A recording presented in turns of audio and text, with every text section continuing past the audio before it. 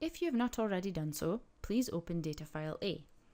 This data file contains information from 200 participants who took part in an obesity intervention. 6 variables were recorded.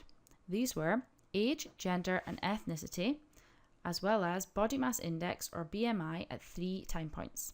Time point 1 represents the beginning of the intervention, time point 2 represents 6 months into the intervention, and time point 3 represents 1 year into the intervention.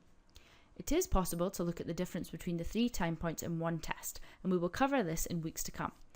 At the moment, we wish to compare if there was a difference in BMI at time point 1 and time point 2. We are assessing the hypothesis that there will be a significant decrease in BMI 6 months into the intervention.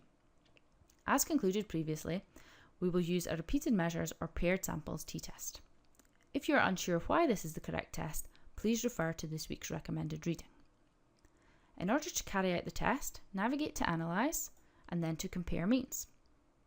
Select Paired Samples t-test.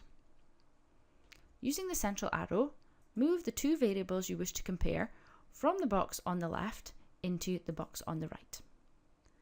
Select OK. You should now complete this t-test at home.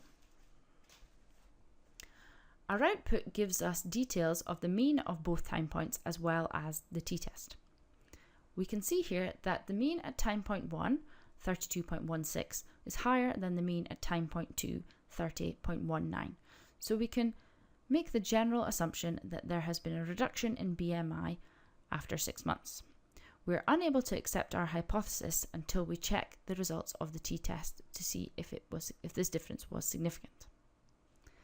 Thinking about previous week's learning, take a few moments to consider the output and decide if we can or cannot accept our hypothesis.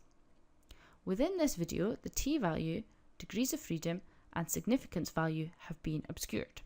If you've not already done so, you must now complete the t-test at home to find these values. The next stage will be a short formative assessment which will assess your understanding of how to conduct a paired t-test.